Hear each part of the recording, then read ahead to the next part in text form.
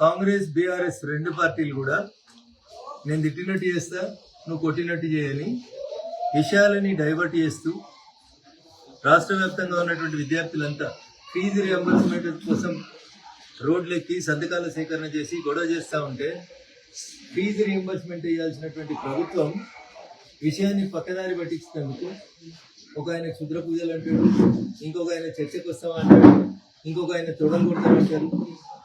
అవసరం ఉన్నటువంటి విషయం, ఈరోజు ప్రజలు అడుగుతున్నటువంటి విషయం, మీరు మహిళలకి ఇస్తా అన్న 2,500 రూపాయలు ఏమైనా అడుగుతున్నారు, స్కూటీలు ఏమైనా అడుగుతున్నారు. ఫీజు రియంబర్స్మెంట్ రాక సుమారు 20 లక్షల మంది విద్యార్థులు నానా అవస్థలు పడి పై కోర్సులకు పోవాలంటే ఉద్యోగాలు వచ్చిన చోట ఒరిజినల్ సర్టిఫికెట్లు వేయక నానా ఇబ్బందులు పడుతున్నటువంటి ప్రస్తుత తరుణంలో ఫీజు రియంబర్స్మెంట్ అనేటువంటి అంశాన్ని పక్కదారి పట్టించినందుకు సాక్షాత్తు పిసిసి ప్రెసిడెంటే క్షుద్ర పూజల పంచాయతీ చేస్తాడు. ఈ రాష్ట్రంలో అధికారంలో ఉంది కాంగ్రెస్ పార్టీ. ఒకవేళ ఎవడన్నా తవ్వ తప్పి క్షుద్ర పూజలు చేస్తే ఎందుకు మరి మీ పోలీసులు తీసుకొచ్చి లోపలేసినందుకు ఇంత భయం ఎందుకు అవుతుంది? మీరు ప్రెస్ మీట్ పెట్టి క్షుద్ర పూజలు జరుగుతున్నాయి, ఈ రాష్ట్రానికి అనర్థం చేస్తున్నాడు, ఈ రాష్ట్రాన్ని ఇబ్బంది పెట్టాలనుకుంటూ ప్రభుత్వం పడిపోవాలనుకుంటుంది, పెట్టురు రాజద్రోహం పెట్టి లోపలేది చేతనైతే లేదా కాంగ్రెస్ కి?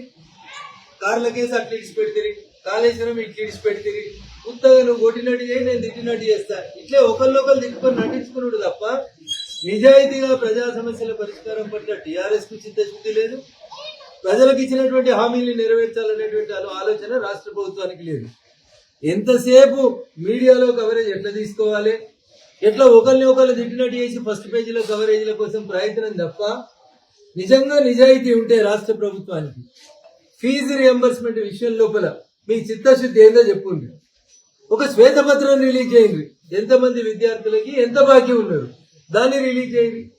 ఇవి పక్కన పెట్టి చిన్నప్పుడు ఏదో బేతాలోని కథలు చదువుకున్నట్టు క్షుద్ర పూజలు చేసిరని వాళ్ళు ఎప్పుడు సరే, చేయలేదని హీరో ఎప్పుడు సరే, అంటే వీళ్ళు ఇద్దరు కలిసి నాటకం ఆడి అసలు సమస్యను పక్కదోవ పట్టిస్తా ఉన్నారు. అందుకని కాంగ్రెస్ ప్రభుత్వానికి పిసిసి అధ్యక్షునికి నిజంగా ఈ రాష్ట్రంలో ఉన్న విద్యార్థుల సమస్యల పట్ల ప్రజా సమస్యల పట్ల చిత్తశుద్ధి ఉంటే 20 లక్షల మంది ఇంజనీరింగ్ విద్యార్థులకు రావాల్సినటువంటి లేదా చదువుకుంటున్నటువంటి విద్యార్థులకు రావాల్సినటువంటి ఫీజు రియంబర్స్మెంట్ మీద ఒక శ్వేతపత్రం ఇప్పిరి. ఇది చేత కాదు కానీ క్షుద్ర పూజలు చేసిరు. ఎవరొద్దంటారు? మహేష్ అన్న తెచ్చి లోపల ఈ క్షుద్ర పూజలు చేసినోడిని ప్రభుత్వం పడిపోవాలని పనిచేస్తే రాజద్రోహం కేసు పెట్టు, దానికి నా దగ్గర ఆధారాలు ఉన్నాయి, నేను ఒక రోజు చేస్తే చూపెట్టారు, ఇంకొక రోజు ఇవేం పంచాయతీ అన్న. ఒకవేళ నిజంగా క్షుద్ర పూజలు అనేటివి జరిగితే, ఎవరన్నా క్షుద్ర పూజలు చేస్తే వాళ్ళని ఖచ్చితంగా చట్ట ప్రకారం శిక్షించాల్సిందే. దా అంశాన్ని పక్కన పెట్టి ప్రజా సమస్యలు ఏమి లేనట్టు, ఉన్నది క్షుద్ర పూజల పంచాయతీ ఉన్నట్టు, ఇక వీళ్ళు వాళ్ళు తిట్టుకునేటువంటి టైంపాస్ కార్యక్రమాల్ని దయచేసి టీఆర్ఎస్ కాంగ్రెస్ రెండు బంద్ చేసి ఫీజు రియంబర్స్మెంట్ మీద మీ రెండు పార్టీల స్టాండ్ అయింది, పైసలు ఎప్పుడు ఇస్తారో మహేష్ కుమార్ గౌడ్ గారు ముఖ్యమంత్రిని అడిగి చెప్పమని అడుగుతా ఉన్నాం. అంతేగాని టైంపాస్ ముచ్చట్లు, చిన్నప్పుడు కల్ దుకాణాల కాడ మాట్లాడినటువంటి మాటలు మాట్లాడద్దు. మహేష్ అన్న క్షుద్ర పూజలు చేస్తే చేసిన అర్జెంట్గా తెచ్చి లోపల ఇయ్యి, ఆధారాలు ఉంటే డీజీపీ దగ్గరికి పోయి ఆధారాలు ఇయ్యింది, కేసు నమోదు చేయించింది.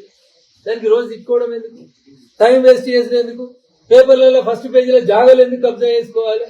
కాబట్టి దయచేసి ఇట్లాంటి సంచలనాల కోసం పోయి అసలు సమస్యల్ని పక్కదారి పట్టించొద్దని చెప్పి రాష్ట్ర అధికార పార్టీకి ప్రతిపక్ష పార్టీకి ఈ సందర్భంగా మేము సమన్వయంగా అప్పీల్ చేస్తాం.